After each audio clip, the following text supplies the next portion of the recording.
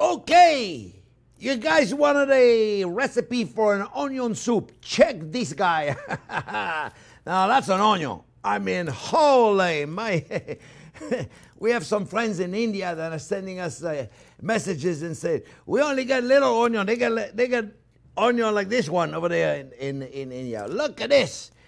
This is an American onion. God bless America. Check this onion. Holy macaroni. That has to be one of the biggest onions I've ever seen it. And believe it or not, I got it at Costco. I saw a bag of 10-pound onion. It was about 3 of them in the bag. Anyway, this is an onion, folks, and a super fresh onion. We're going to make you a beautiful onion soup today. I'm going to show you how easy it is to make a delicious onion soup. Eh? You're going to love it. I'm going to show you how to cut the onion. And I don't just put onion in my onion soup. I put 3 kinds of onion. I put leeks. Leeks is check this. Man, I got all my vegetables on steroid. Look at this thing. Holy macaroni. That's a leek. I already cut them. You see, look, I did it in advance. Otherwise, that video would be 3 hours. So what I did is I cut them. And, you know, I get rid of the really dark green leaves of the leek because they're very bitter. And so I cut them, and I wash them, and I freeze them. And when I make a beef stock, I use them, right? But you only want to use when you buy a leek, you want to buy a white leek. Whiter it is, sweeter it is. You want to buy a straight leek. I don't know if you're going to find a leek like this. This is an organic leek that I get at my grocery store. It's gorgeous, isn't it? So you remove the root, you cut it in half, you cut it in pieces, and then you got this. You got like you got pieces about that long. You don't want them to be too long now. Okay? If it's really, really big, you may have to cut it in half and then cut it in half again and cut it in little pieces, okay? You don't want it to be too big. The reason why you don't want it to be too big, oh, and you have to wash it. The leeks, because it grows into the ground, it's full of sand, or you have to wash it. You know what I do? I clean it, I cut it, right? I cut it, and then I put it in a bucket of water, and I mix it all up, and all the sand falls in the bottom, and then I strain it to make sure there's no sand. Okay, so my leek is ready. The onion, I'm going to show you how to cut it, and then I got shallots. Look at these shallots. I mean, look at this thing. I mean, this is my onion family. You know, they're all onion. Huh?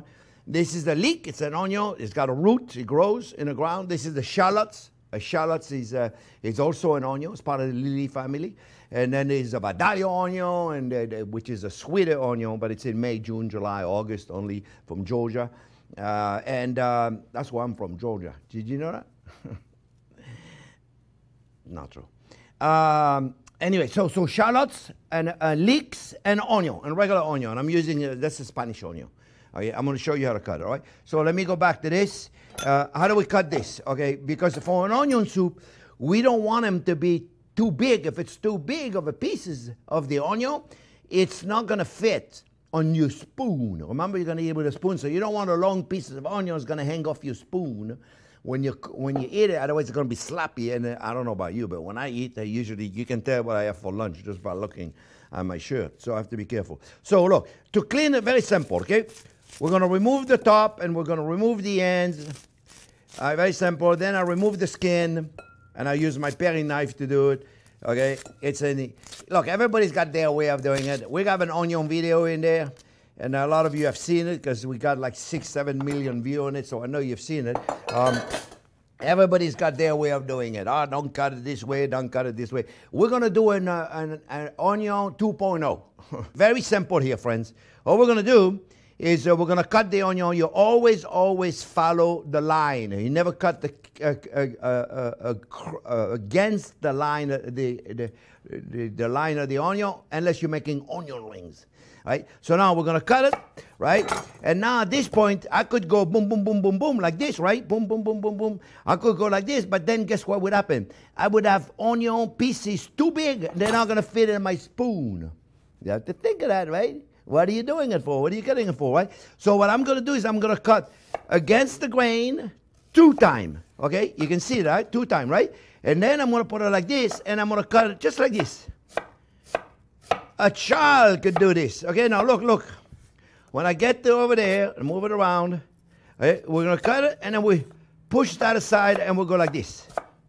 Now, remember, it's a soup.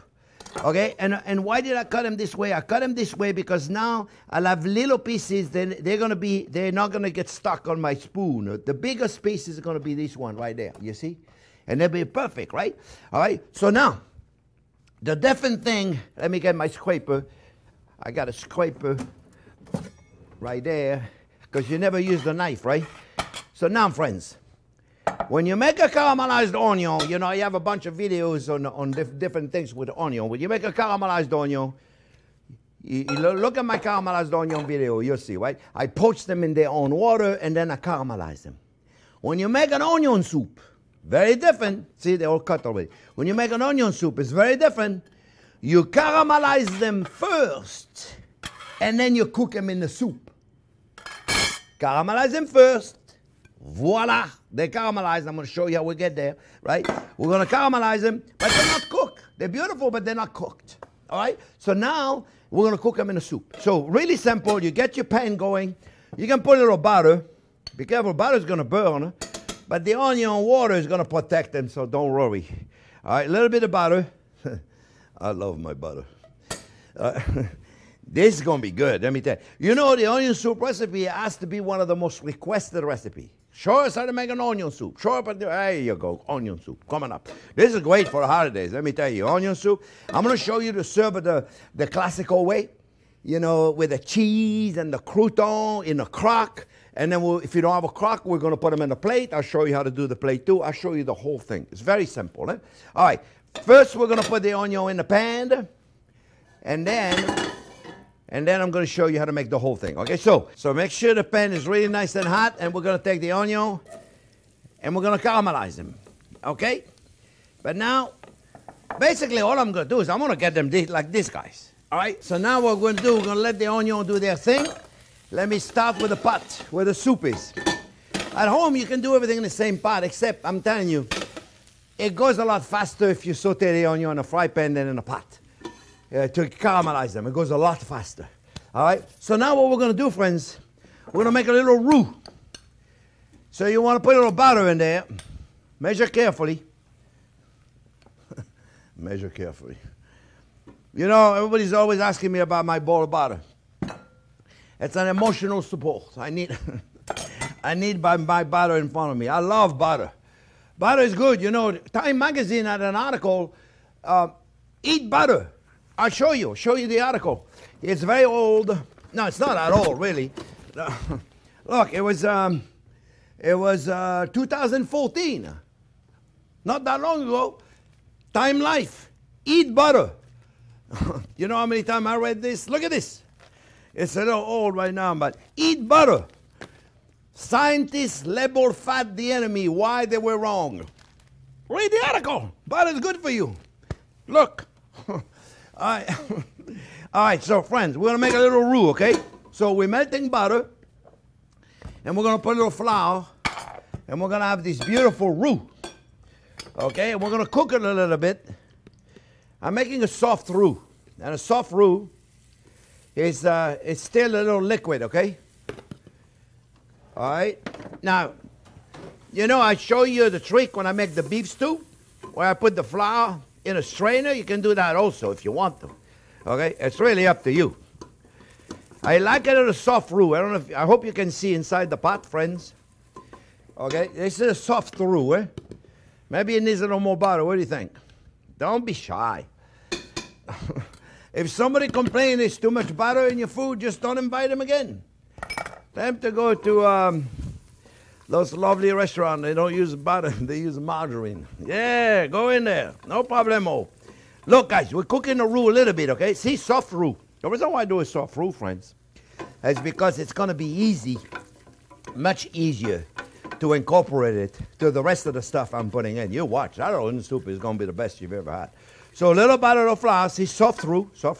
Then we're going to put the onion on top. Then we're going to put stock.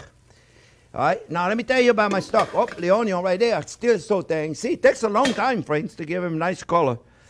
Remember, that's the whole idea. We got to give him color. They got to get golden brown, okay? This is high flavor. It's very important. You got to get them caramelized. Look how beautiful that is. They got to be caramelized, okay? Otherwise, they got no flavor. Okay, this is how you get flavor to an onion. You caramelize. You don't want to put raw onion in your soup, okay? So look, guys. We got the roux right there, then it's cooking. I don't want to cook it too much, otherwise I'm going to burn it, right? So here's what we're going to do, friends. You ready? We're going to put the onion right on top of the roux. Let me tell you something. You want a good onion soup? Stick around, folks. This is going to be the best onion soup you've ever had, I promise. All right? So we got onion. We got leeks.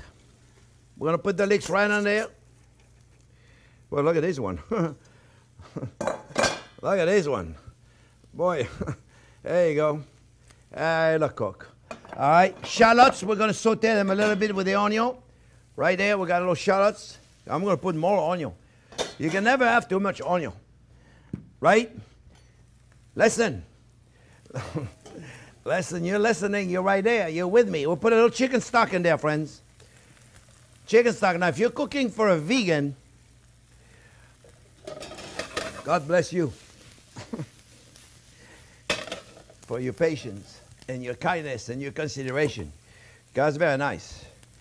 It's tough to cook for vegans, you know, because they don't eat that much stuff. I mean, they eat a lot of stuff, but anyway, we're not going to go there. Beef stock. Yeah, beef stock, friends. Beef broth, beef stock, whatever you may have, right? All right. Beef broth, chicken broth. Look how beautiful that is. Okay, we make our own. We got a recipe online where you can get it. Okay, chicken stock. I'm doing a new video on chicken stock. I got to save some room for all them onion. Okay, now I'm going to put some sherry.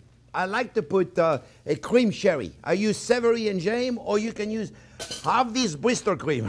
I buy the family size bottle. Harvey's Bristol cream is good. A little bit sherry in there. You don't want to put booze in there. You don't have to put booze. Okay?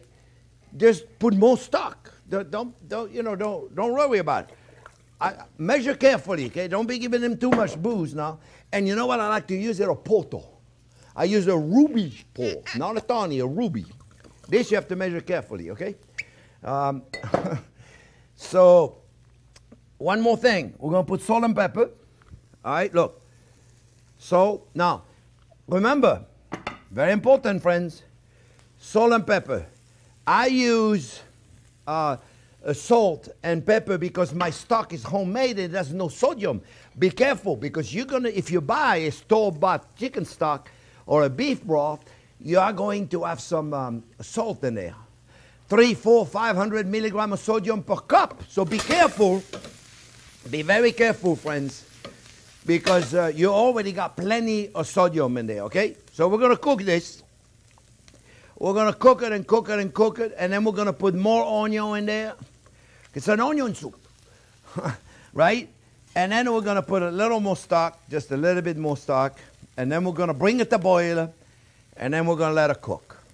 It's going to cook about an hour and a half, an hour, and a very, very low, blue, very little. Don't be out there and bring it to boil. You bring it to boil, yeah. You bring it to boil. And the second it's boiling, reduce it down and cook it very slowly. Bloop, bloop, bloop, bloop. Okay? All right? You don't want to go too fast. Now look, we're caramelizing the onion right there, and then we're going to put them in. Okay, now, for those of you that don't want to make a roux, you know you can put the strainer in there and get it a little thicker, right? Like I do in my beef stew. In case you haven't seen the video for the beef stew, I'll show you. Let me get this going just a little bit more, right? I want to show you the trick of in case you didn't see the beef stew recipe. Let me get a whisk, not a whisk, a strainer, and I got to get a whisk. I got whisk. I got a lot of whisk. Look. I love whisk. How many whisks you got in your kitchen? I got a drawer, just whisk. All right. I like my cooking tools, friends. All right, look at the onion. Caramelize them. They'll be sweeter. Okay, that's for those of you that have not seen the, okay, they caramelize, they're good. Now we're going in, because I want to finish this recipe. I want to get it going. I want to cook it so you guys can, all right, so look at this. We're going to cook this. We're going to put a little more stock, just a little bit more stock right there. we'll have to adjust the salt and pepper toward the end. Okay? Put whatever you want. My stock is beautiful because it's got tomato in there. See when I make a tomato paste? So I like it. Maybe just a little bit more. You can never have too much. And you know what? Make enough, because this, you don't make a little batch of tomato or onion soup. Eh? You make a huge batch because you know what? You can freeze it. It'll freeze it for 17 years. I don't know about 17 years, but a long time, I promise you. So if you don't want to make a roux, or let's say you made a roux and it's still not very thick, you can put a little flour in there at this point. I'll show you how to do it. Okay, you can take that's if you want it just a little thicker. You want to take a strainer right there, right? I use it when I do the beef stew. But if you didn't see the beef stew, you don't know. Right? Take a little flour in there, friends. Right? Just like this. And then you take it and you mix it up. And you see, look, it gets incorporated beautifully, you see? So just in case, you know, you didn't have enough thickness, because you got to have the right bite for an onion soup. Eh? It can't be liquid. It can't be like water. You know what I mean? So look, you see how beautiful it incorporated? And now it's going to cook. Now we're going to cook the flour test out, right? We're just going to cook it. Oh, mama mia, it's still very hot. You see? So now, friends, we're going to cook this. And then we're going to adjust it. The soup has to have the right texture. Remember, it's all about the tongue.